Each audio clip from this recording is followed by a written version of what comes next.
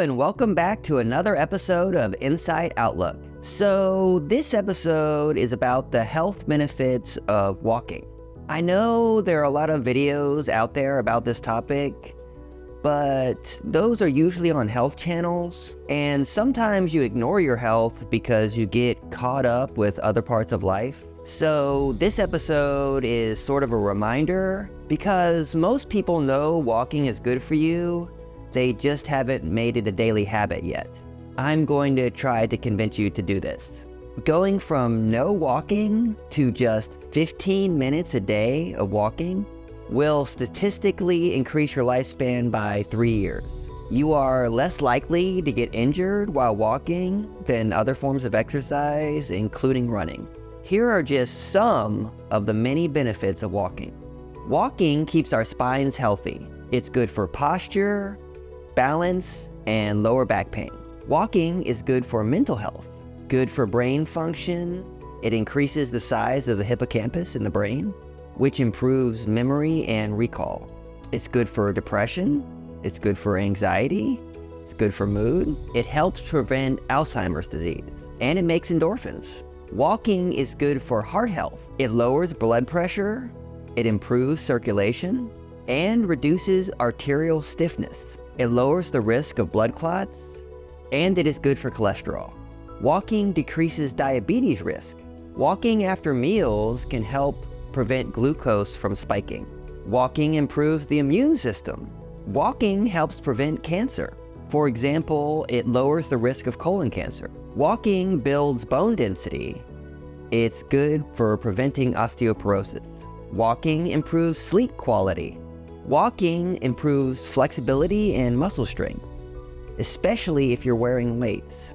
Quads, hamstrings, and calves are the muscles most used during walking. I just upgraded to 4-pound dumbbells while I'm walking. Before I was using 3-pound. Those are just some of the many benefits of walking, and it's so easy to make a daily habit.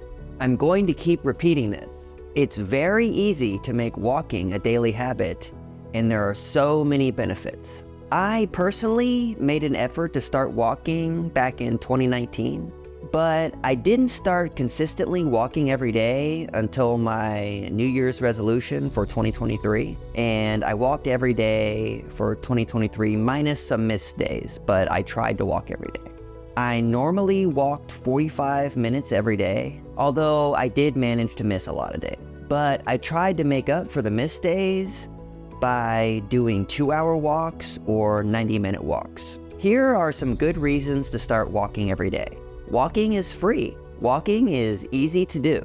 Walking is easy on your joints, muscles, and bones. Walking releases endorphins. And I already mentioned the multitude of health benefits. On your walks, you can listen to audiobooks, podcasts, music, internet articles, etc. And if you're walking on a treadmill, you can watch TV and movies too. If you feel like you're too busy and don't have time for walks, you can try to get as much done by audio as possible and do it while walking inside or on the treadmill. Walking outside is probably the best for your health because of fresh air and improved eyesight. But walking on a treadmill or just walking inside are also great options. I started by walking outside, and I would walk no matter how cold or rainy. In Houston, it only gets so cold, so if you bundle up, a walk in winter is not that bad. When the Houston summer came, though, I had to move indoors. And I found I actually prefer indoor walking, and I don't have a treadmill. I've thought about getting one of those small treadmills you use at your desk, but I actually like taking breaks from my desk. I prefer walking inside because for me, there is less distraction. I can concentrate more on the audiobook or whatever I'm listening to. When you are walking with no distractions, you can enter a meditative state. Even though walking outside is pretty risk-free, walking inside is even less risky. No cars, dogs, bikers, pedestrians, etc.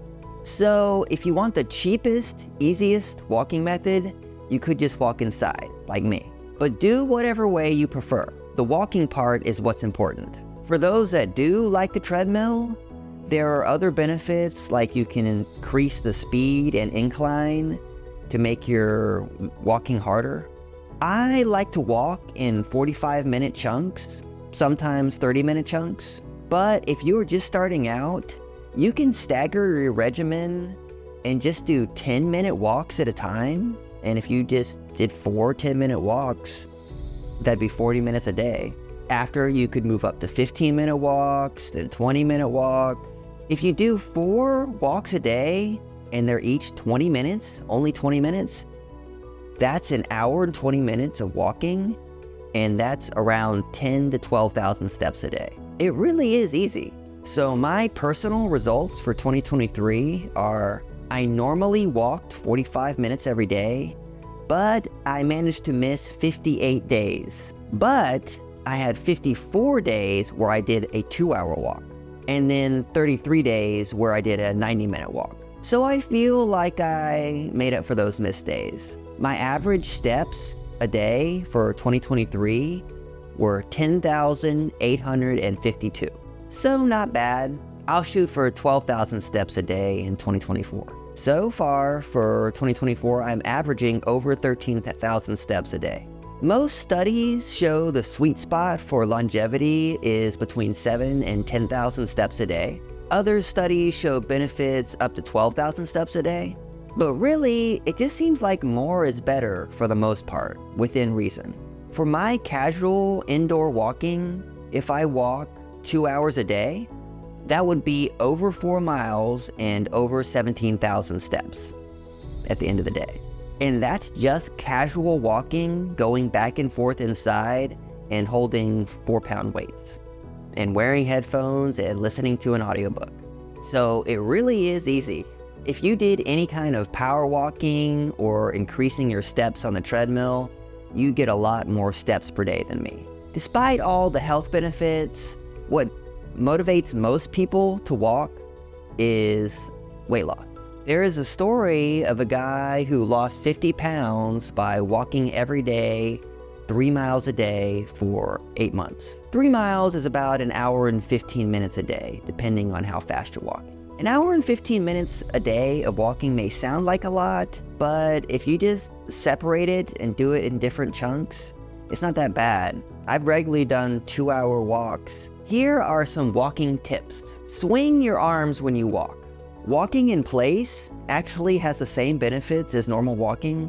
So if you're walking outside and you're at a crosswalk and you need to wait, you can just walk in place and it has the same effect. You can dance around to music for 10 minutes to get some extra steps in. The best time to walk is probably after meals and also a walk before breakfast. To get more walking in, you can walk while brushing your teeth, walk while taking your vitamins, stay hydrated, and when you need to go to the bathroom, go to the furthest bathroom from where you are, so you have to do a lot of walking. So for me, I don't see a treadmill in my near future. I did just upgrade from 3-pound to 4-pound dumbbells. Weighted vests and walking with a rucksack are on my radar, but so far no motivation. I will just continue to improve my daily average step count and my time spent walking. I seriously have probably only listed half the benefits of walking every day. There are so many benefits and it is so easy to make a habit.